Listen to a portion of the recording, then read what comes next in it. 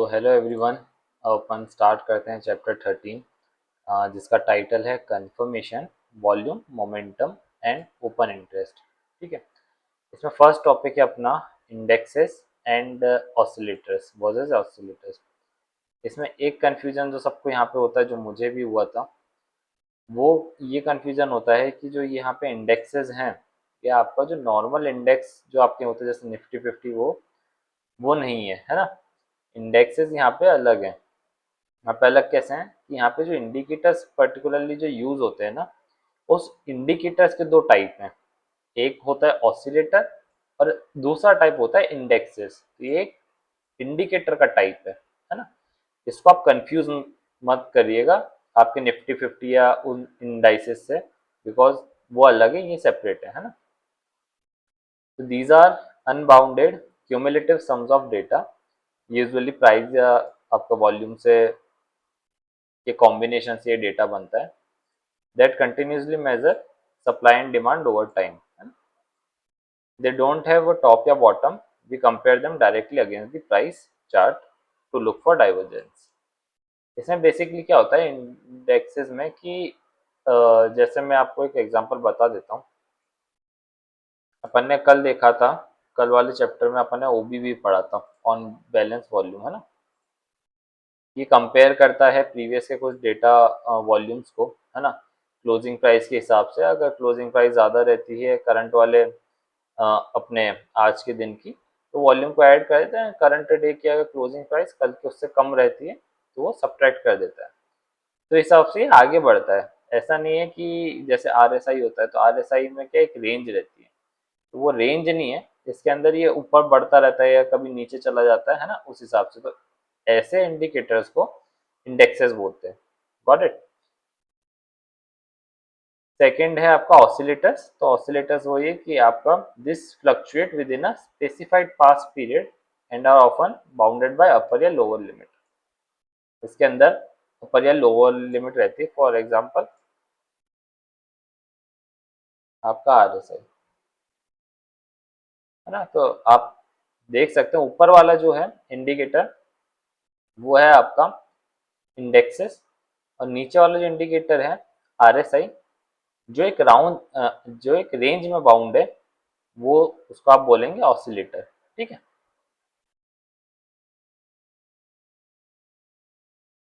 और इसमें अपन देखते हैं 6 मेथड्स ऑफ एनालाइजिंग इंडिकेटर्स, है ना।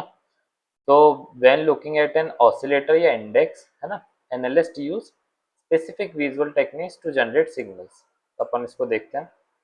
पहला कि ओवरबोट या ओवरसोल्ड रीजन को अपन देखते हैं। तो जब कोई ऑसिलेटर है वो अपने एक्सट्रीम अपर जोन में पहुंच जाता है, तो वो ओवरबॉट की कैटेगरी में आ जाता है, और पुल बैक के लिए एक वेटिंग पीरियड स्टार्ट हो जाता है। When it reaches the lower zone it is oversold. अगर लोअर जोन की तरफ जाता है तो वो ओवरसोल्ड की कैटेगरी में आता है, और वो एक बाउंस के लिए पेंडिंग हो जाता है। बट यहाँ पे एक वार्निंग भी दे रखी है कि in a strong trend line trending market, overbought या ओवरसोल्ड जोन जो है वो फॉल्स सिग्नल्स भी दे सकते हैं, because the indicator will stay packed at the extreme. इसका मतलब क्या है? फॉर एग्जाम्पल अपन ने जैसे आरएसआई लगाया।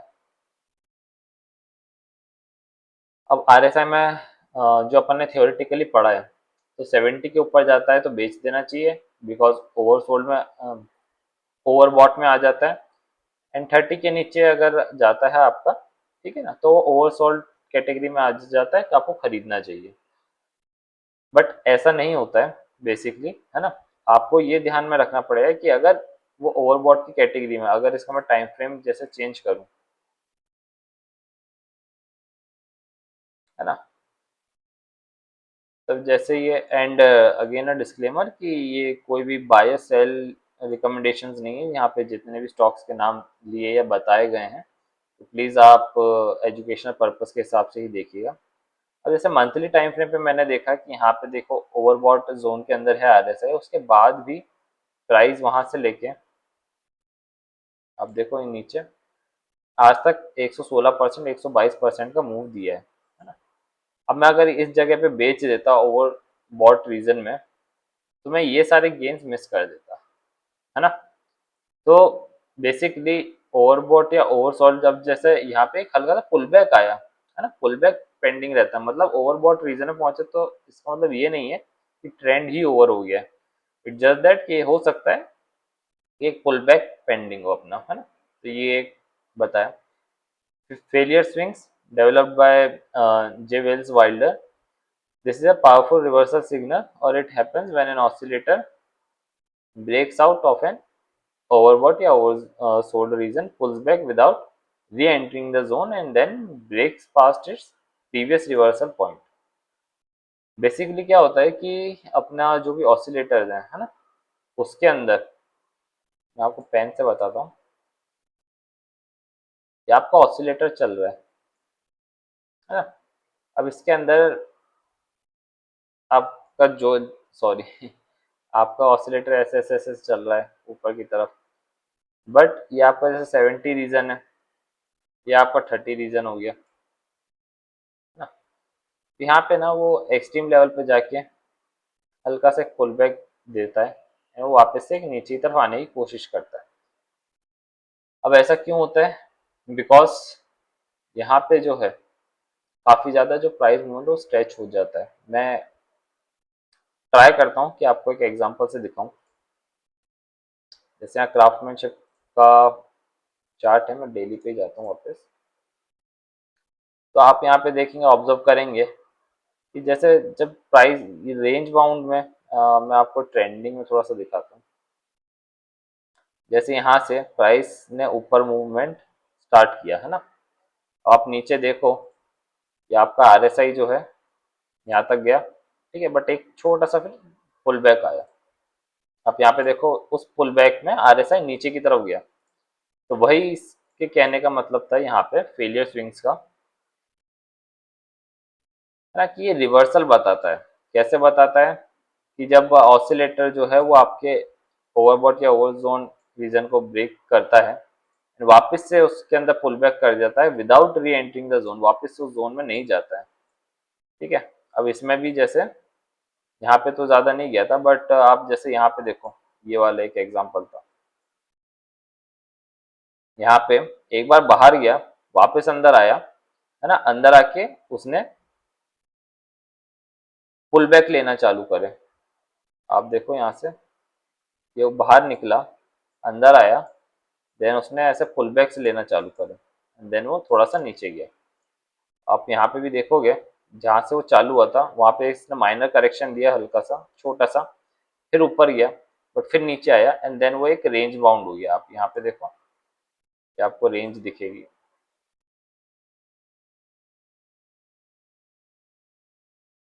है ना। तो यही उस कॉन्सेप्ट का कहने का मतलब है। डाइवर्जेंस अपन देखते हैं कि डाइवर्जेंस क्या होता है। When the price makes new high but the indicator fails to make new high, है ना। तो इसमें अपना नॉर्मली आपको चार्ट में बता देता हूँ। देखिए अब यहाँ पे क्या हुआ है, जी शिप का एग्जांपल है। प्राइस जो है वो ऊपर की तरफ जा रहा है, न्यू हायर हाई बना रहा है आपका, ठीक है, बट आपका जो आरएसआई है ना, वो नीचे जा रहा है, वो लोअर लो बना रहा है। अब देख रहे हैं, ये ऊपर जा रहा है लेकिन वो नीचे जा रहा है ना। तो ये अपोजिट में अगर मूव कर रहे हैं तो इसका मतलब ये डाइवर्जेंस हो रहा है। तो ये वाला बियरिश डाइवर्जेंस था। सेम आप वाइस वर्सा करेंगे तो आपको बुलिश डाइवर्जेंस भी मिल जाएगा। रिवर्सल जो है सेम ऐसे ही होता है, बट इसमें क्या है, अब डाइवर्जेंस में क्या होता है कि आपका जो की कंपोनेंट है वो प्राइस है। आप प्राइस को देख के चलते हैं, है ना। प्राइस को देख के आप फिर इंडिकेटर को देखते हैं। रिवर्सल में ऑन दी अदर हैंड ये होता है, ये अपोजिट होता है डाइवर्जेंस का। यहाँ पे price leads the change here, ये नहीं आएगा शायद, correct, sorry for that. So a negative reversal is when the oscillator hits the new high, है ना। तो यहाँ पे अपन ऑसिलेटर के हिसाब से चलते हैं, but the price does not. मतलब यहाँ पे क्या होता है ना, कि जैसे आप यहाँ पे ऑसिलेटर्स को देख रहे हैं कि ऑसिलेटर ने पहले आपका न्यू हाई बना रहा है, ऊपर की तरफ जा रहा है, और आपका प्राइस जो है वो नीचे की तरफ जा रहा है, ठीक है। तो ये आपका रिवर्सल हो गया, है ना। उसी हिसाब से आप डाइवर्जेंस का जस्ट अपोजिट जो है वो रिवर्सल हो जाते हैं आपके। कन्वर्जेंस भी आप बोल सकते हैं, बट बेसिकली क्या रहता है, यहाँ पे आप रिवर्सल्स में आपके इंडिकेटर के ऊपर ज्यादा ध्यान देंगे, डाइवर्जेंस में आपके प्राइस के ऊपर ज्यादा ध्यान देंगे। अब अपन आते हैं ट्रेंड आईडी के ऊपर। ट्रेंड आईडी आपका क्या होता है, constant brown noted, sorry, Constance Brown noted that in a strong uptrend, an oscillator might never drop to the standard oversold level, है ना? To give you a buy signal, she suggests shifting the zones during the uptrend, that is using 40 for oversold and 90 for overbought। ठीक है, कहने का मतलब क्या है कि अगर आपका प्राइस जो है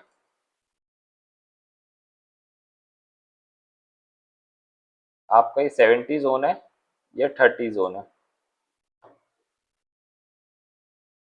ये 70 जोन हुआ, ये 30 जोन हुआ, है ना?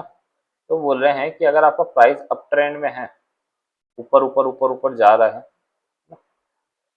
तब क्या करना चाहिए आपको यहाँ पे कि वो जो आपका ऑसिलेटर है वो शायद ओवरसोल्ड, मतलब 30 के नीचे कभी आए ही ना, वो ऊपर के ऊपर ही थोड़ा स्ट्रॉन्ग करके यहाँ पुल बैक देके ऊपर के ऊपर ही रहे।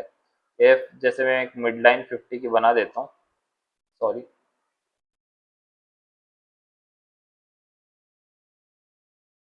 हाँ ये 50 की मिड लाइन है, तो हो सकता है ये ऊपर के ऊपर ही रहे, है ना? तो इसलिए उन्होंने बोला था, ये सजेस्ट किया था कि आप जो आपका अगर अप ट्रेंड है तो आपका जो ओवरबॉट और ओवरसोल्ड के जो रीजन है ना, जो लेवल्स हैं, उनको शिफ्ट कर दीजिए। अगर प्राइस अप ट्रेंड में है तो आप फिर आपका ओवर सोल्ड का जो रीजन है वो 40 पे शिफ्ट कर दीजिए, 4040, है ना? और जो ओवर बॉट का रीजन है वो 90 पे शिफ्ट कर दो। तो 90 पे अगर कोई प्राइस आ रहा है आपका, 90 पे आपका ऑसिलेटर अगर आ रहा है तो वहां से आप पुल बैक्स वगैरह देख सकते हैं। एंड अगर 40 तक आ रहा है आपका ऑसिलेटर, यहाँ पे ऐसे टच करके आ रहा है, तो आप फिर अपने मेथड के हिसाब से बाइंग या सेलिंग की पोजीशन देख सकते हैं। ये चीज उन्होंने बताई है, ठीक है? ये होता है ट्रेंड आईडी। 6 होता है आपका क्रॉस ओवर्स। तो क्रॉस ओवर्स क्या होता है, मैं आपको इस चार्ट पर समझाता हूँ। बेसिकली अगर आप देखेंगे तो यहाँ पर ये जो आपको येलो लाइन दिख रही है ना, येलो लाइन क्या है, ये स्मूथनिंग लाइन होती है, जो आपका सिंपल मूविंग एवरेज या आप आपका ईएमए वगैरह भी लगा सकते हैं। ये येलो लाइन जो होती है वो मूविंग एवरेज होते हैं आपके। अब इस मूविंग एवरेज को अगर ऐसा बोलते हैं, अगर आपका जो आरएसआई है, जो भी आपका पर्टिकुलर ऑसिलेटर इंडिकेटर है, ऊपर की तरफ कट करता है तो एक बुलिश या अपवर्ड मोमेंटम में स्टॉक है ना? बट अगर वहां से वो नीचे की तरफ कट करता है ना, अगर आपका जो मूविंग एवरेज है उसको आपका जो इंडिकेटर है आरएसआई वो नीचे की तरफ कट कर रहा है, तो एक शॉर्ट टर्म आपका पुल बैक या फिर आपका अगर डाउन ट्रेंड में है ना, तो फिर एक डाउन मूवमेंट आ सकता है, ये बताता है ना? ऊपर की तरफ कट कर रहा है तो ऊपर का मूवमेंट, और नीचे की तरफ कट कर रहा है तो नीचे का मूवमेंट आ सकता है। ये अपन ने चीजें देखी। अब अपन आगे बढ़ते हैं।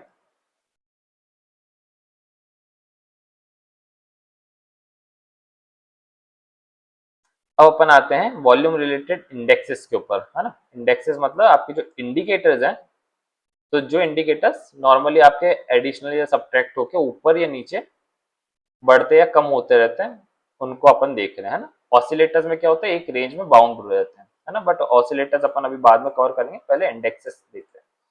सबसे पहले अपना जो इंडेक्स है, जो इंडिकेटर है, वो ऑन बैलेंस वॉल्यूम में अपन ने ये प्रीवियस के भी शायद 2-3 चैप्टर वॉल्यूम्स पे ही पढ़े हैं, अपन ने उसमें ये चीज देखी थी, ऑन बैलेंस वॉल्यूम का। तो ये जो है जोसेफ ग्रेनवाइल ने बनाया है इंडिकेटर। अब this adds the entire day's volume to a running total if the prices closes up and subtracts if the prices closes down, और if price hits a new high but OB doesn't, मतलब ये वही है कि it's a negative divergence। Divergence में मतलब क्या था कि प्राइस ने न्यू हाई बनाया बट ओबी भी नहीं बना रहे, तो नेगेटिव डाइवर्जेंस है, प्राइस के नीचे आने के चांसेस हैं बिकॉज वॉल्यूम कम है ना? On wall on balance volume एक बार अपन वापस से लगा के यहाँ पे भी देख लेते हैं। आपको थोड़ा ऑन बैलेंस वॉल्यूम का जो अपन ने कैलकुलेशंस टाइप किए थे वो अगर देखने हैं, तो मैं जो इस अपन ने वीडियो में ओबीवी की बात कही थी उस वीडियो का मैं लिंक दे दूंगा नीचे। तो यहाँ पे आप देखो कि ऑन बैलेंस वॉल्यूम जो है, जैसा कि इन्होंने बताया था कि चढ़ता है इन द सेंस कि ऐड करता जाता है ना, एंटायर डे के वॉल्यूम को अगर प्राइस जो है ऊपर क्लोज करती है, कंपेरेटिवली बेसिस पे होता है, कंपैरिजन करता है ये, है ना।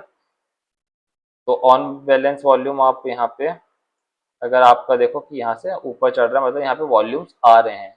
यहाँ पे अब जैसे मैं आपको एक बताता हूँ कि अब यहाँ पे ये वॉल्यूम आया। अब बहुत सारे लोगों को यहाँ पे लगता है कि ये लाल कैंडल है ना, तो ये नेगेटिव वॉल्यूम है काफी ज्यादा। बट जो वॉल्यूम्स जो रहते हैं इनका कलर जो है वो आपको जेन्युइन में नहीं देखना चाहिए। वो इसलिए बिकॉज जो वॉल्यूम की कैंडल्स बनती हैं ये जो नीचे, ये आपकी जो कैंडल स्टिक है उसकी वजह से बनती है ना। कैंडल स्टिक अगर ये कैंडल जो है थोड़ा सा भी ऊपर की तरफ क्लोज करता तो ये पूरी जो आपको वॉल्यूम दिख रहा है ना, जो लाल कलर का बार है, ये ग्रीन दिखता। जस्ट थोड़ा सा अगर ये क्लोजिंग इसके ओपनिंग से ऊपर हो जाती तो इसलिए आपको यहाँ पे इंडिकेटर्स एक विदाउट एनी आपका एक परसेप्शन जो बनता है कलर्स को देखकर वो रिमूव करता है। तो इसलिए थोड़ा सा आप इंडिकेटर्स की तरफ ध्यान दिया कीजिए कि या फिर वॉल्यूम को विदाउट कलर के आप ध्यान दिया कीजिए कि यार लाल आपका हुआ है, इसका ये नहीं है कि नेगेटिव प्रेशर आया है। मे बी और मे बी नॉट, दोनों ही पॉसिबिलिटी है। इसके लिए फिर आपको थोड़ा और डीप डाउन करना पड़ेगा उस चीज के लिए। बट यहाँ पे आप सिर्फ कलर के बेसिस पे जज मत कीजिएगा। मैं जस्ट वही बता रहा था कि अब आप ओबीवी अगर देखेंगे तो ओबीवी में थोड़ा सा इंक्रीज है, डिक्रीज है, फिर ऊपर चढ़ रहा है। तो यहाँ पे आपको कंटिन्यूसली दिख रहा है कि वॉल्यूम्स इंक्रीज हो रहे हैं, है ना। मे बी ये एक्यूमुलेशन हो सकता है, मे बी नॉट, या डिस्ट्रीब्यूशन भी हो सकता है। तो आप थोड़ा ऐसा आइडिया लगाया कीजिए। अपन देखते हैं कि प्राइस वॉल्यूम ट्रेंड, तो ये भी सिमिलर होता है ओबीवी से, but it multiplies the daily volume by the percentage of the price change. तो एक दिन में जितना प्राइस चेंज हो रहा है इनटू आपका जो डेली का वॉल्यूम है उससे ये मल्टीप्लाई कर देता है। तो ये giving more weight to high volume days with massive price moves, है ना। तो ये जो इंडिकेटर है वो किस पे ज्यादा वेट देता है, जो आपके हाई वॉल्यूम डेज हैं, है ना, और जिनका प्राइस मूवमेंट काफी ज्यादा रहा है। तो एक बार अपन इसको भी लगा लेते हैं प्राइस वॉल्यूम ट्रेंड को।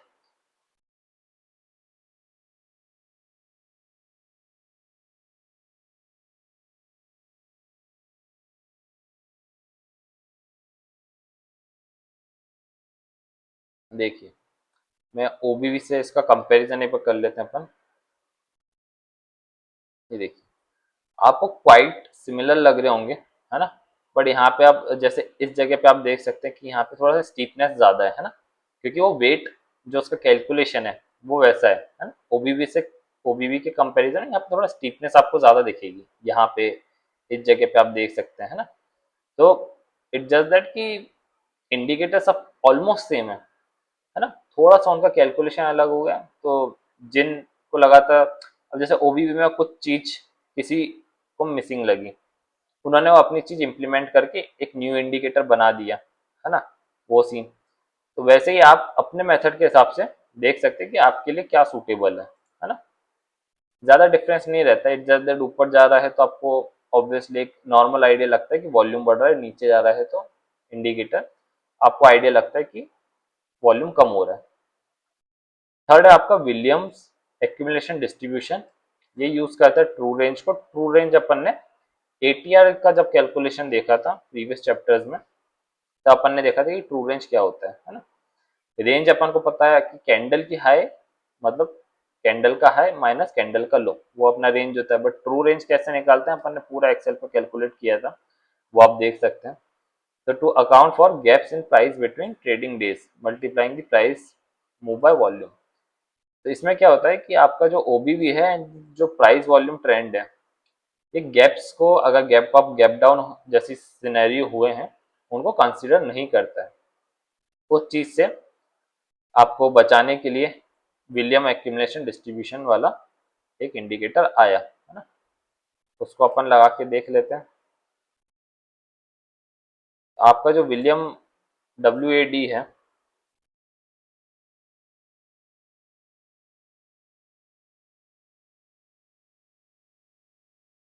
ना, ये ऐसे मूव करता है एंड ये आपके जो गैप्स हैं, मैं एक बार OBV भी लगा ही देता हूँ, गैप्स को भी कंसिडर करता है ना। आपको क्वाइट सिमिलर ही दिख रहे होंगे, तो मे बी बेसिकली मैंने आपको प्रीवियसली जैसे बताया था, मैं फिर भी OBV ही करंटली यूज़ करता हूँ इन केस कभी कभी मुझे रिक्वायरमेंट पड़ जाती है तो। But depending on your trading style या इन्वेस्टिंग स्टाइल, आप अपने हिसाब से थोड़ा सा और इनको यूज़ करके बैक टेस्ट करके देख सकते हैं कि आपके लिए क्या कंफर्टेबल है, वैसा आप कर सकते हैं। तो ये अपन ने 3 जो है वॉल्यूम रिलेटेड इंडेक्स के इंडिकेटर्स पढ़े है ना। अब अपन देख लेते हैं कि वॉल्यूम रिलेटेड ऑसिलेटर्स जो एक रेंज के बीच में मूव करते हैं। वॉल्यूम ऑसिलेटर में सबसे पहला आपका वॉल्यूम ऑसिलेटर ही है, simply the ratio between two moving averages of volume, expanding volumes confirms the trend and contracting volume warns of weakness. अपन इसको देखते हैं।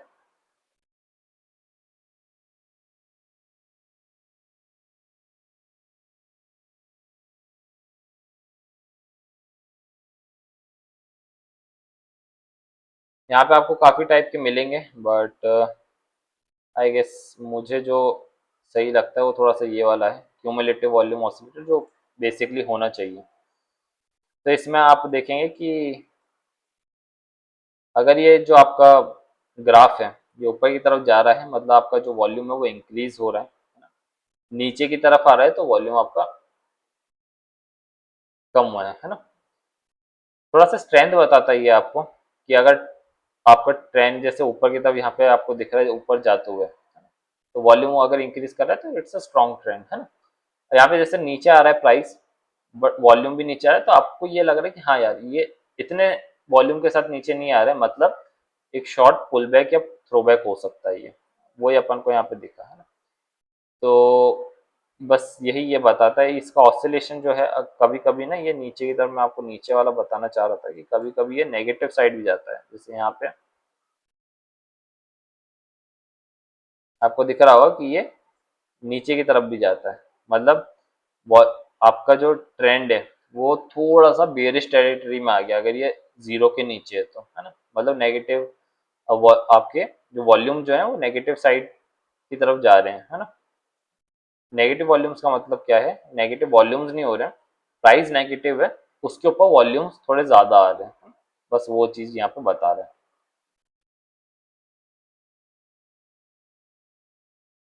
जैसे अपन ने यहाँ पे यही देखा था कि एक्सपांड हो रहे हैं वॉल्यूम तो कंफर्म कर रहा है ट्रेंड को, और अगर कॉन्ट्रैक्ट कर रहा है मतलब है ना नीचे की तरफ आ रहा है तो वो वॉर्न कर रहा है वीकनेस का। और यहाँ पे चाइकिन मनी फ्लो अपन ने कल परसों वाले चैप्टर में भी देखा था कि sums the accumulation and distribution over 21 days and divided by the total 21-day volume.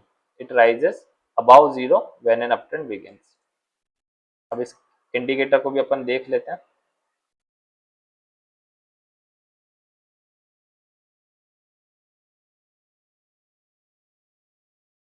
Checking money flow को ये अपन ने कल देखा था, तो मैंने आपको जैसे बताया था कि जीरो के ऊपर जा रहा है तो एक अप ट्रेंड की पॉसिबिलिटी रहती है, एंड अगर जीरो के नीचे है तो एक डाउन ट्रेंड की पॉसिबिलिटी रहती है, या प्राइस जो है वो वीक हो रहा है। इसमें मैंने आपको ये भी बताया था कि एक जो पर्टिकुलरली यूज करते हैं सब, 0.05 एंड 0.-0.05 की इसमें रेंज जो है वो सब प्रेफर करते हैं, है ना।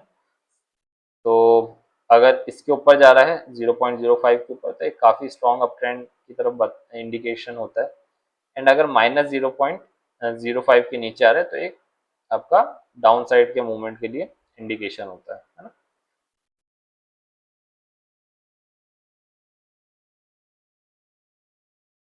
आगे बढ़ते हैं हम अपन। अब अपन देखते हैं कि मनी फ्लो इंडेक्स क्या होता है, ये भी अपन ने कल एक बार देखा ही था। It calculates the typical price जो अपना होता है high plus low plus close divided by 3, and उसको मल्टीप्लाई कर देते हैं वॉल्यूम से, है ना। तो it acts like an RSI for volume के लिए, बट बाउंडेड बिटवीन 0 एंड 100, है ना। तो इसको भी अपन लगा के देखते हैं।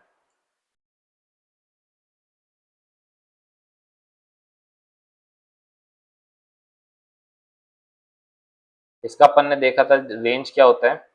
यहाँ पे रेंज इसका होता है 80 से 20 के बीच में। मीन्स अगर 80 के ऊपर है तो प्राइस काफ़ी ज़्यादा स्ट्रॉन्ग बुलिश मोमेंटम में है, और अगर 20 के नीचे है तो प्राइस जो है थोड़ा सा बेयरिश टेरिटरी में, काफ़ी ज़्यादा ओवरसोल्ड हो गया है ना। तो जैसा सेम अपन आरएसआई को देखते हैं वैसे ही 80 के ऊपर ओवरबॉट, 80 के नीचे ओवरसोल्ड मानते हैं, है ना। बट वही है कि इंटरप्रिटेशन आपके ट्रेडिंग स्टाइल और मेथडोलॉजी को देखकर ही आपको यूज करना है बैक टेस्ट। मैं जस्ट आपको नॉर्मल इंडिकेटर बता रहा हूँ, एंड बेसिकली सारे इंडिकेटर्स सेम ही वर्क करते हैं। इट जस्ट दैट कि किसी के कुछ कैलकुलेशन चेंजेस हैं, किसी का कुछ मेथड चेंज है हल्का सा, कोई हाई लो क्लोज ले रहा है, कोई 21 डे से डिवाइड कर रहा है। साइकोलॉजी अलग है, बट इट जस्ट दैट कि आप उसको कॉम्प्लिकेटेड मत करना सब इंडिकेटर्स को लगा के। किसी का कुछ ट्रेडिंग स्टाइल होता है तो पर्टिकुलरली कोई सा इंडिकेटर यूज करेगा, किसी को सेपरेट रहता है तो कोई इंडिकेटर यूज नहीं करेगा। इट्स जस्ट दैट कि करिकुलम में है तो मैं नॉर्मली आपको बता रहा हूँ, है ना। अब अपन देखते हैं एल्डर फोर्स इंडेक्स। तो इसका क्या मतलब होता है कि it measures the power of a trend by multiplying the daily price change by volume, then smoothening it with the exponential moving average. अपन इसको भी देख लेते हैं एक बार, एल्डर फोर्स इंडेक्स को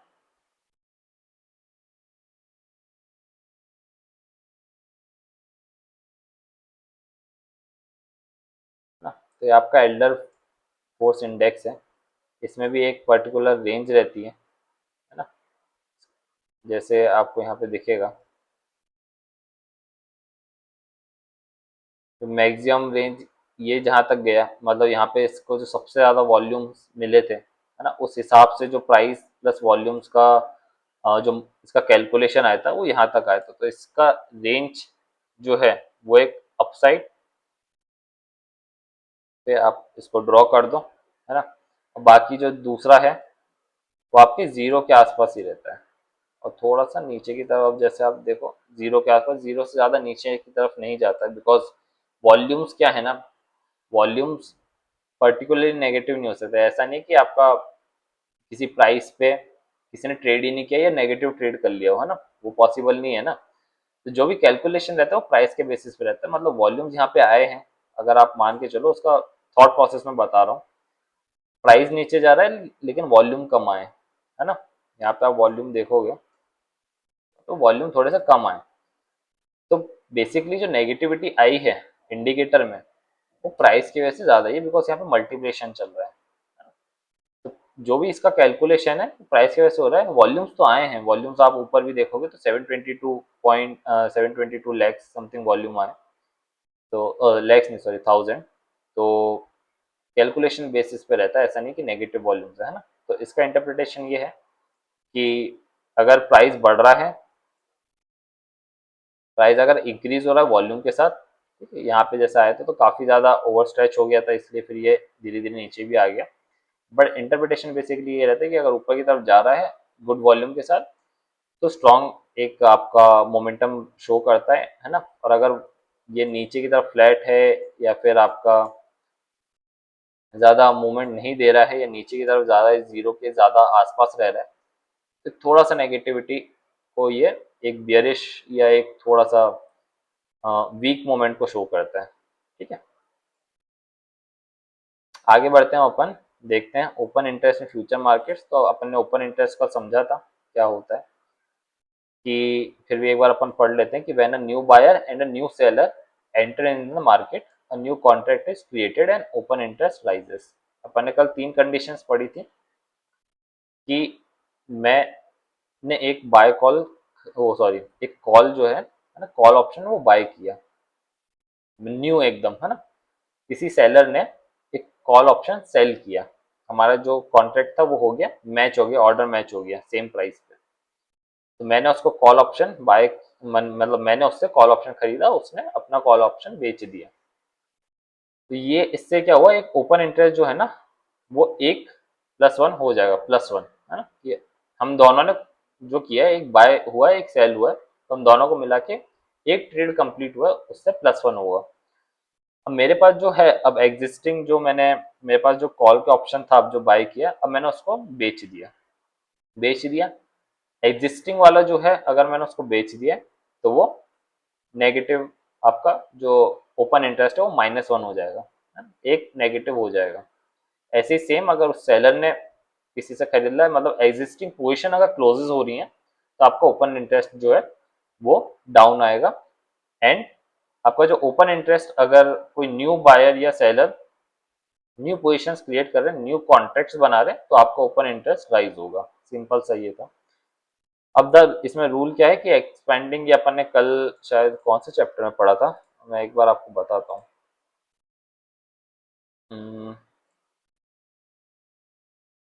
अपन ने ये चैप्टर 11 में पढ़ा था। ये देखिए कि राइज कर रहे हैं, प्राइस राइज कर रहे हैं, प्लस आपके वॉल्यूम राइज कर रहे हैं, तो और आपका ओपन इंटरेस्ट राइज हो रहा है, तो आपके न्यू बायर जो आ रहे हैं तो अप ट्रेंड कंफर्म है। सेम अगर प्राइस फॉल कर रहा है, वॉल्यूम राइज कर रहा है, ओपन इंटरेस्ट राइज कर रहा है, तो शॉर्ट सेलर्स आ रहे हैं।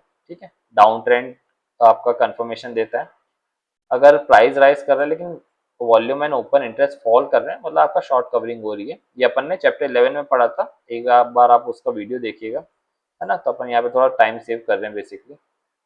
वही यहाँ पे सेम चीज लिखी हुई है ना?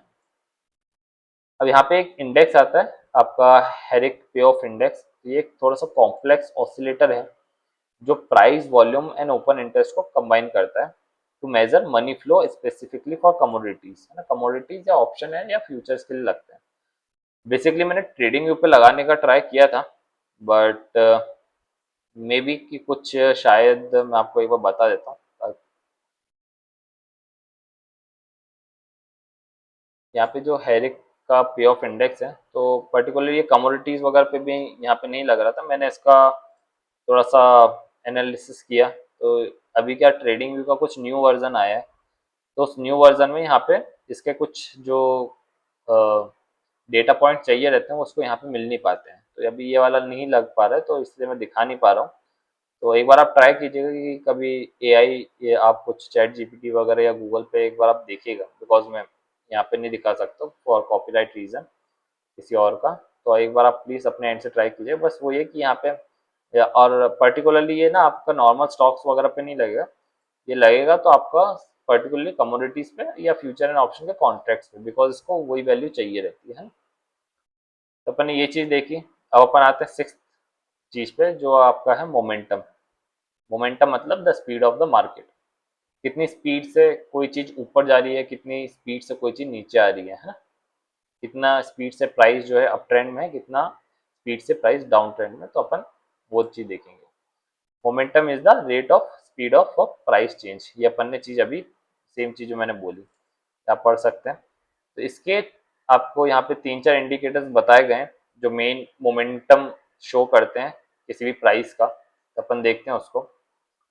पहला है आपका मैगडी, मूविंग एवरेज कन्वर्जन डाइवर्जेंस। ठीक है, अब इसको अपन पूरा उससे ही समझते हैं इंडिकेटर्स पे आके।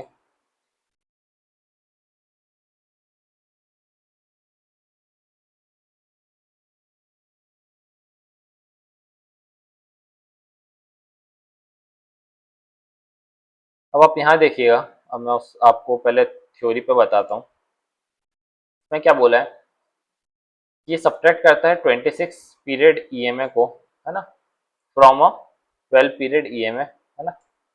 मतलब ये 26 पीरियड ईएमए मतलब आपको जो आपका स्लो मूविंग एवरेज है ना, वो, एंड आपका जो 12 मूविंग एवरेज है मतलब जो फास्ट मूविंग एवरेज है, वो, इन दोनों के बीच का एक रिलेशन है। और signal line usually 9 period moving average भी लगती है, वो भी एक आती है बीच में, जिससे अपन को डिटरमाइन होता है कि जो 12 मूविंग आपका जो 26 पीरियड मूविंग एवरेज है एंड जो 12 पीरियड मूविंग एवरेज की एक सिंगल लाइन जो जनरेट होती है, वो आपके 9 पीरियड मूविंग एवरेज से कितना ऊपर या नीचे होती है, एंड उसमें क्रॉस ओवर कैसे होते हैं, है ना? वो चीज मैं बताऊंगा थियोरेटिकली, शायद आपको समझ में नहीं आया इतना, पर मैं बताता हूँ उसको। Buy signal occurs when the MACD crosses above the signal line in the uptrend। अब मैं इसको अपन चार्ट पे देखते हैं। मैगडी का अपन ने इंडिकेटर लगाया, एक बार सेटिंग्स चलते हैं अपन, है ना? सेटिंग में सेम मैंने आपको जैसे बताया कि फास्ट लेंथ जो है वो 12 है, स्लो लेंथ जो 26 है, जो सिग्नल की लेंथ है वो 9 है ना? अब अगर आप इस पे स्टाइल पे देखोगे तो ये जो ब्लू कलर की लाइन है वो मैगडी है। मैगडी क्या है बेसिकली, आपका जो 26 ईएमए है माइनस आपका आपका 12 EM है ना। ये जो आपका सब्ट्रैक्शन जो बताता है वो लाइन आपका ये ब्लू वाली लाइन है। और जो आपका सिग्नल लाइन है वो नॉर्मल आपका 9 मूविंग एवरेज है, 9 EM है, एक्सपोनेंशियल मूविंग एवरेज बेसिकली लेके रखा हुआ है ना। सिग्नल का लाइन 9 है। तो ये ऑरेंज वाला आपका 9 मूविंग एवरेज है, और आपका जो ब्लू वाला लाइन है ये सिंपल आपका 26 माइनस 9 EMA का जो आपका आउटपुट मिलेगा वो है। अब यहाँ पे ये हिस्टोग्राम से आपको बने हुए हैं जो बार हैं वो बने हुए हैं, वो क्या है। तो यहाँ पे ये जो बार्स है ना, ये रिप्रेजेंट करते हैं कि आपका ये जो 9 मूविंग एवरेज है जो ऑरेंज वाला है, उससे ये जो मैकडी लाइन है, अब मैं मैकडी लाइन ही उसको डिनोट करूंगा ब्लू वाली लाइन को। तो ये जो डिस्टेंस है 9 मूविंग एवरेज आपका सिग्नल लाइन और आपका जो मैकडी लाइन है, इसके बीच का जो डिस्टेंस है ना, यही डिस्टेंस, जैसे एक मैं कोई सा बाल लेता हूँ, यही जो डिस्टेंस है ये इसके बीच का डिस्टेंस है। तो वो आपको सिर्फ एक पिक्टोरियल फॉर्म में रिप्रेजेंट कर रहा है ना। सेम मैंने यहाँ पे ये वाला बार जितना था वो बना, उसको लिया, एंड वो सेम यहाँ पे रिप्रेजेंट हो रहा है। अब ये इसको अपन कैसे इंटरप्रिटेट करेंगे वो देखते हैं। यहाँ पर जो अगर जो सिग्नल लाइन है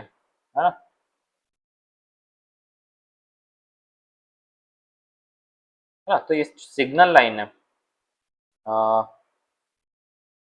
सॉरी सॉरी, तो इसमें सिग्नल लाइन, सॉरी, इसमें आप मैकडी लाइन को देखो, ब्लू वाली जो लाइन है, अगर ब्लू वाली लाइन आपके सिग्नल लाइन को ऊपर की तरफ कट कर रही है, क्रॉस ओवर हो रही है, तो आपकी जो मैकडी लाइन है अगर वो आपके सिग्नल लाइन को ऊपर की तरफ कट कर रही है तो एक बुलिश मोमेंटम बताता ही है ना।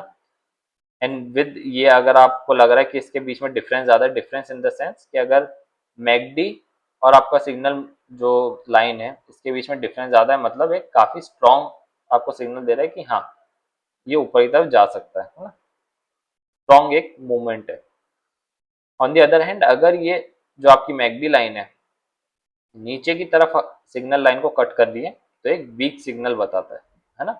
ये एक थोड़ा सा बेरिश सेंटिमेंट जो है वो आ सकता है। तो अपन ने ये चीजें देखी, ये है मैकडी। अब अपन आगे बढ़ते हैं। अब देखते हैं अपन रेट ऑफ चेंज। तो अब रेट ऑफ चेंज में क्या है कि द सिंपलेस्ट मोमेंटम टूल है ये, it measures the percentage price change over the past any periods, है ना। 10 लेंगे आप तो 10 हो जाएगा वो पीरियड, 20 लेंगे 20 हो जाएगा, प्लस 50 लेंगे 50 हो जाएगा। It suffers from the drop off effect, है ना। तो where an old data point falling out of the calculation causes a false spike today. अपन ने ड्रॉप ऑफ इफेक्ट शायद मूविंग एवरेज में पढ़ा था, इफ यू हैव रिमेम्बर। अपन ने एक चैप्टर था, मतलब आप देख सकते हैं, मैं दिखा ही देता हूँ आपको कौन सा चैप्टर था अपना, वो आई गेस 7 चैप्टर था, है ना। इसमें अपन ने ड्रॉप ऑफ इफेक्ट बहुत अच्छे से पढ़ा था, तो एक बार आप चैप्टर 7 को भी रेफर कीजिएगा, जो उसमें अपन ने देखा था कैलकुलेशन करके कि ड्रॉप ऑफ इफेक्ट बेसिकली क्या होता है ना। कि नॉर्मल वे में समझाऊं तो आप एक जो आपका जैसे पीरियड है ना, यहाँ पे एन पीरियड है तो मैं इसको 10 लेके चल रहा हूँ, तो अपन ने 10 दिन के एवरेज को कैलकुलेट किया। बट जैसे ही अब 11वां दिन आएगा मैं आगे के 10 दिन को कैलकुलेट करूंगा, और आपका 11th डे इंक्लूड होगा, बट आपका जो फर्स्ट डे है वो रिमूव हो जाएगा, है ना। तो उस चीज को बोलते हैं ड्रॉप ऑफ इफेक्ट, है ना। बट उस जो फर्स्ट वाले डे पे है अगर हाई वॉल्यूम आया हुआ हो या प्राइस का मूवमेंट ज्यादा आया हो जिसको अपन को कंसिडर करना चाहिए, अपन ने उसी को छोड़ दिया, तो वो ड्रॉप ऑफ इफेक्ट होता है बेसिकली। तो वो आपके रेट ऑफ चेंज में थोड़ा सा सफर करता है, मतलब होता है बेसिकली। तो अपन इसका भी एक बार देख लेते हैं कि कैसा इंडिकेटर होता है। आप नॉर्मली लगा सकते हैं सारे इंडिकेटर, क्योंकि ऐसा होता है ना कि इंडिकेटर्स तो बहुत सारे हैं, है ना। इट जस्ट दैट कि करिकुलम में है तो थोड़ा सा मैं बता रहा हूँ उसको, बट क्या आपको ट्रेडिंग या इन्वेस्टिंग में इतने सारे इंडिकेटर्स की रिक्वायरमेंट है? The answer is no, absolutely not. तो उस चीज़ का ध्यान रखिएगा। अब जैसे यहाँ पे आरओसी है, तो यहाँ पे वो सेम वही चीज़ है कि अगर ये आरओसी आपका जो है ऊपर की तरफ बढ़ रहा है ना, विद प्राइस ऊपर की तरफ जा रहा है, तो एक स्ट्रॉन्ग आपको एक कंफर्मेशन दे रहा है कि स्ट्रॉन्ग अप ट्रेंड है ना। और अगर प्राइस नीचे जा रहा है, नीचे की तरफ जाते जाते, क्योंकि अब यहाँ पे आप देखोगे प्राइस थोड़ा सा रेंज बाउंड है, हल्का से पुल बैक आ रहा है, तो यहाँ पे जब प्राइस नीचे आ रहा है तो आप यहाँ पे थोड़ा सा बस वो प्रेडिक्ट नहीं कर पाओगे ये अब नीचे की तरफ आ रहा है तो ये डाउन ट्रेंड कंटिन्यूएशन हो रहा है या फिर एक छोटा सा पुल बैक या माइनर करेक्शन है।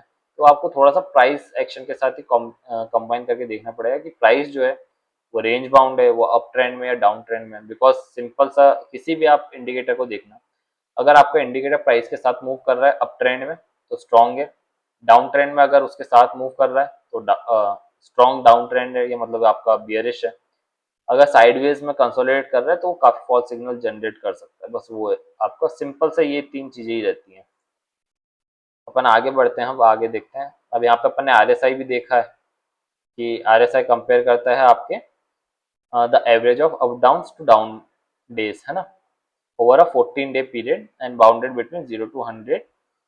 Overbought is traditionally greater than 70 and oversold is less than 30. तो ये अपन ने आरएसआई ऑलरेडी काफी बार देख लिया है। स्टोकेस्टिक ऑसिलेटर जो रहता है ये पॉपुलराइज्ड बाय जॉर्ज लेन ने किया था। ये आरएसआई का थोड़ा सा मॉडिफाइड वर्जन है बेसिकली, अगर इन सिंपलर टर्म्स में आपको बताऊं वो। तो it measures where the most recent closing price sits relative to the high low range over a specific time window. It is highly sensitive to recent action with an overbought या oversold range traditionally set at 80 या 20। अपन इसको भी देख लेते हैं।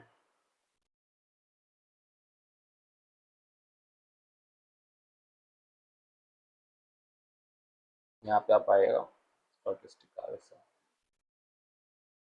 अब यहाँ पे भी अब आपको दो रेंज दिख रही होंगी, है ना, और यहाँ पे आपको ये 80 एंड या 20 की रेंज दिखेगी। आरएसआई में 70 एंड 30 रहता है, स्टोकेस्टिक में आपका 80 एंड 20 का रेंज रहता है, जैसा आपका सेम मनी फ्लो इंडेक्स में आई गेस रहता है ना। ठीक है, तो अपन ने यहाँ पे स्टोकेस्टिक आरएसआई लगा के रखा है। नॉर्मल एक बार आरएसआई भी लगाता हूँ ताकि अपना कंपैरिजन हो जाए। अब आप यहाँ देखेंगे काफ़ी सिमिलर रहते हैं, बट जस्ट दैट कि यहाँ पे स्टोकेस्टिक आरएसआई में आप देखें यहाँ पे दो लाइन रहती है आपकी, एक रहती है परसेंटेज की, एक आपकी होती है परसेंटेज डी। तो आपका यहाँ पे डी वाली जो लाइन है, मतलब ये जो लाइन है ये ऑरेंज कलर से डिनोट करी गई है, और के वाली जो लाइन है वो आपका ब्लू लाइन से डिनोट करी गई है ना। बेसिकली के एंड डी आपके कुछ फॉर्मूलेज रहते हैं, उन फॉर्मूलेज को मिला के ये स्टोकेस्टिक आरएसआई बनाया गया है। बट नॉर्मल क्या है ना कि यहाँ पे आप देखना कि नॉर्मल आरएसआई में अपन सिर्फ मूविंग एवरेज को लेके थोड़ा सा प्रेडिक्ट कर रहे थे कि मूविंग एवरेज को जब वो कट करता है तो प्राइस जो है ऊपर की तरफ एक मूव दे सकता है, जब मूविंग एवरेज से नीचे की तरफ कट करता है तो एक डाउन साइड का मूवमेंट दे सकता है। बट मूविंग एवरेज खुद एक लैगिंग इंडिकेटर है तो थोड़ा सा उसमें डिले होने के चांसेस है। ऑन दी अदर हैंड यहाँ पर दूसरा कॉन्सेप्ट है कि यहाँ पे अगर आपकी ये जो के लाइन है ना, के लाइन ने अगर आपकी डी लाइन को कट किया ऊपर की तरफ, आप यहाँ पे इस पॉइंट पे देख सकते हैं कि के लाइन ने डी लाइन को कट किया, तो आपको यहाँ पे ही एक थोड़ा सा आइडिया मिल जाएगा कि प्राइस जो है वो ऊपर की तरफ मूव कर सकता है एक मोमेंटम में, है ना। ऐसा अब आप नीचे देखो तो ये काफी एक स्पाइक आया था यहाँ पे, है ना। अब आरएसआई में देखो, स्टॉकिस्टिक में नहीं, ये आरएसआई में आप देखो यहाँ पे एक सीधा जंप आ गया था, है ना। बट यहाँ पे अगर आप देखेंगे तो यहाँ पे एक हल्का सा फ्लैटिश कर्व आया था, उसके बाद फिर जंप आया, है ना। तो यहाँ पे आपको दिख रहा है ऑलरेडी पहले से, यहाँ पे मूविंग एवरेज को भी काफी इसने ऊपर की तरफ फिर कट किया, तो यहाँ पे एकदम सडन स्पाइक है। वो जितना भी प्राइस है उसको एक साथ एक्यूमुलेट कर रहा है। बट यहाँ पे जो भी इसका आपका कैलकुलेशन है उसके बेसिस पे थोड़ा सा आपको पहले बता देगा इन चीज़ों का। अब ऐसे यहाँ पे अब जैसे थोड़ा सा रेंज में बाउंड हुआ तो रेंज में कोई सा भी इंडिकेटर हो आपका थोड़ा सा फॉल्स सिग्नल या फिर वेब 100 जो है वो जनरेट करेंगे, चेकआउट करते ही है, तो थोड़ा सा वो है। बट आप यहाँ देखो, अब अगर इस मतलब आपकी जो के लाइन है इसने अगर डी लाइन को नीचे की तरफ कट किया है तो एक छोटा सा आपका, अगर पुल बैक है अप ट्रेंड में तो पुल बैक आप कंसिडर कर सकते हैं, एंड अगर डाउन ट्रेंड में है तो एक न्यू अपर डाउन ट्रेंड कंटिन्यू हो सकता है ना। स्टॉकिस्टिक आरएसआई ये होता है। अब अपन देखते हैं द अल्टीमेट फिल्टर अपना द एडीएक्स। एडीएक्स भी अपन ने देखा हुआ है। एडीएक्स भी अ, अपन ने चैप्टर 7 में सेम में समझा था। यहाँ पे मूविंग एवरेज में क्या डायरेक्शनल मूवमेंट आपका जो डीएमआई है, तो उन डी आपके डायरेक्शन मूवमेंट की जो दो लाइंस रहती हैं plus DM and minus DM, उससे आपका एडीएक्स फॉर्म होता है। तो फॉर्मेशन जो है वो आप चैप्टर 7 में देख सकते हैं। यहाँ पे एक ब्रीफ दे देता हूँ कि एडीएक्स क्या करता है। तो because oscillators work best in sideways market, है ना, and moving averages work best in trending market. The analyst needs to know what market environment they are in. They use Wheeler's Wilder's ADX to measure and trend strength, है ना। तो trend की strength को major करने के लिए ADX use होता है। तो अगर आप मान के चलो फॉर एग्जांपल कि अगर आपका जो प्राइस है अप ट्रेंड में है और एडीएक्स बढ़ रहा है ना, एडीएक्स भी इंक्रीज हो रहा है और आपका प्राइस जो है अप ट्रेंड में, मतलब काफी स्ट्रॉन्ग स्ट्रेंथ है उस ट्रेंड की, है ना। ऑन द अदर हैंड अगर डाउन ट्रेंड भी है, आपका प्राइस नीचे की तरफ जा रहा है बट फिर भी आपका एडीएक्स बढ़ रहा है, तो बोल रहा है, वो समझाने की कोशिश कर रहा है कि एडीएक्स बढ़ रहा है मतलब आपका डाउन ट्रेंड भी जो है उसकी स्ट्रेंथ बहुत मजबूत है, सेलर्स एक्टिव हैं, सेलर्स भारी हैं, है ना। तो इस वे में आपको एडीएक्स को देखना चाहिए। एंड एडीएक्स अगर अगर आपका अप ट्रेंड या डाउन ट्रेंड चल रहा है ना, एडीएक्स कम है ना, एडीएक्स ज्यादा मूव नहीं कर रहा है, एडीएक्स लो है काफी ज्यादा, मतलब आपका जो ट्रेंड जो है वो उसमें ज्यादा स्ट्रेंथ नहीं है, कभी भी फॉल्स मतलब आपका वो ट्रेंड जो है ब्रेक हो सकता है, फॉल्स सिग्नल हो सकता है। तो आपका जो राइजिंग एडीएक्स है about 30 means the market strongly trending. आपका जो लो एडीएक्स है below 20 means the market is dormant and moving sideways. अब यहाँ पे पॉपस्टेकल मेथड आता है कि looks for stocks to pop out on a sideways range when volatility is low and the ADX is below 20। And second है आपका holy grail method. तो ये आपका you wait for a strong trend, ADX आपका 30 के ऊपर रहता है and when the ADX temporary dips थोड़ा सा आता है नीचे, तो you buy the pull back and the price touches a 20 period moving average. अगर अपन इनको समझते हैं क्या है ये,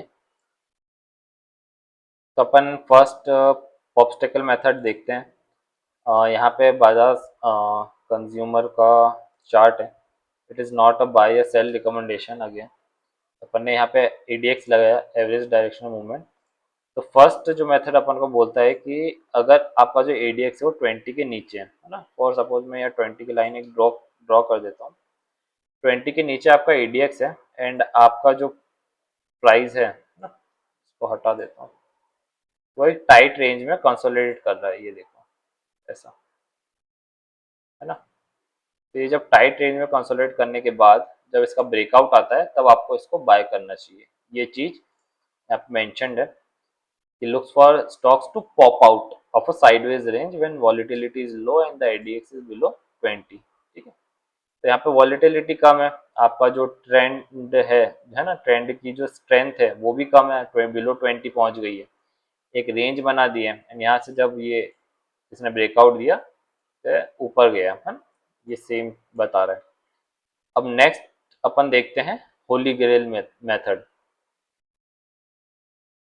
तो ये भी बेसिकली सेम उस पर मिल जाएगा अपन को चार्ट पे। ठीक है, तो अपन को ना यहाँ पे सबसे पहले प्लॉट करना है कि आपका जो 30 का जो लेवल है वो एडीएक्स पे, तो इन्होंने क्या बोला है कि you waited for a strong trend, मतलब एडीएक्स जो है वो 30 के ऊपर होना चाहिए, है ना। तो अपन ने वो चीज़ देखी कि यहाँ पे 30 के ऊपर यहाँ पे आपका ट्रेंड चल रहा है, स्ट्रॉन्ग ट्रेंड था इससे प्रीवियस भी। ड्रॉइंग हटा देता हूँ, ठीक है, इस लाइन को भी हटाता हूँ अभी। तो यहाँ पे आपका स्ट्रॉन्ग ट्रेंड चल रहा है यहाँ यहाँ पे, है ना, अपन यहीं पे देखते हैं अभी ये 30 के ऊपर। इसके बाद अब वो बोल रहा है कि when the ADX temporarily dips you buy the pull back and when the price touches 20 period moving average. तो यहाँ पे एक बार 20 पीरियड मूविंग एवरेज लगा देते तो ये जो ब्लू लाइन है ये 20 पीरियड मूविंग एवरेज है। यहाँ पे जब एडीएक्स डिप करा, है ना, तो यहाँ पे डिप करके जब ये 20 मूविंग एवरेज से जब निकला, क्योंकि वो पुल बैक आपको बोला ना कि पुल बैक लेगा, तो यहाँ पे जब उसने डिप लेके वापस से एक अप ट्रेंड की तरफ आया, जब एडीएक्स वापस से स्ट्रॉन्ग होने लगा, तब अपन ने इस जगह पे सेम बाय किया। तो यहाँ पे आपके दोनों ही जो मेथड है, पॉप्स्टेकल मेथड और आपका होली ग्रेल मेथड, दोनों ही एक ही जगह पे यहाँ पे मिल गए आपको। तो वो एक और ज्यादा स्ट्रॉन्ग आपका कंफर्मेशन देता है कि प्राइस जो है वो ऊपर की तरफ मूव कर सकता है। सेपरेट भी वर्क करते हैं, है ना, सेपरेट भी आप इस चीज को देख सकते हैं, बट यहाँ पे इस एग्जांपल में दोनों साथ में मिल गए थे तो इसलिए मैंने वो चीज बताई। तो आई गेस अपना चैप्टर 13 भी अब कंप्लीटेड है। एक बार अपन समरी देख लेते हैं। चैप्टर 13 जो था उसके अंदर अपन ने कन्फर्मेशंस पढ़े, वॉल्यूम, मोमेंटम और ओपन इंटरेस्ट का। तो इंडेक्सेस एंड ऑसिलेटर्स में अपन ने देखा क्या इनके बीच में डिफरेंसेस रहते हैं वो। अपन ने इंडिकेटर्स की 6 मेथोडोलॉजीज देखी एनालाइज करने के लिए, है ना। थर्ड अपन ने पर्टिकुलरली इंडेक्सेस के कुछ 3 इंडिकेटर्स देखे। अपन ने ऑसिलेटर्स के 3 इंडिकेटर्स देखे। अपन ने ओपन इंटरेस्ट थोड़ा सा समझा कि क्या होता है वापस से, है ना। उसके बाद अपन ने मोमेंटम के लिए स्पीड ऑफ मार्केट समझा। यहाँ पे मुझे आरओसी का थोड़ा सा लगा कि आरओसी और बता सकता था, बट इन जनरल मैं बताता हूँ कि रेट ऑफ चेंज क्या है ना।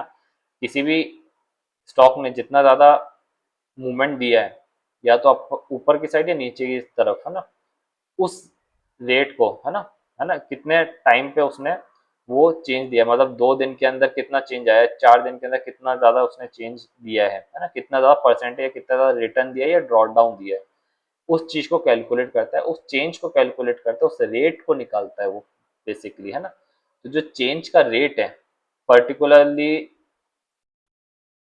एन नंबर ऑफ जो आपका लेंथ है या एन नंबर ऑफ जो पीरियड है जो आपने लेके रखा है, उस पर्टिकुलर रेंज में आपका जो जब प्राइस का चेंजेस हो रहा है उस रेट को कैलकुलेट करता है। तो उससे एक रफ आइडिया मिल जाता है। अगर निफ्टी 2 दिन के अंदर 50% भाग गया, है ना, हाइपोथेटिकली 2 दिन के अंदर 50% भागा, तो उसका रेट ऑफ चेंज जो है वो काफी हाई रहेगा, ऊपर ही तब जाएगा, है ना। और ऐसे ही अगर 2 दिन के अंदर वो बिल्कुल उसने कुछ जीरो के जीरो पे ये या फिर नेगेटिव रिटर्न दे रहा है ना, तो उसका जो आरओसी है वो भी चेंज होगा, है ना, रेट ऑफ चेंज जो है वो भी नेगेटिव की तरफ जाएगा, थोड़ा सा नीचे डाउन स्लाइड करेगा। तो ये आपका आरओसी था। आरएसआई अपन ने देख लिया था, स्टोकेस्टिक ऑसिलेटर देखा। एडीएक्स को थोड़ा और समझा। एडीएक्स में अपन ने पहले जो चैप्टर में पढ़ा था वो, एंड प्लस अपने यहाँ पे 2 जो मेथड थे वो अपन ने देखे। तो आई गेस अब आप एक बार ये देख लो आपके क्वेश्चन आंसर्स।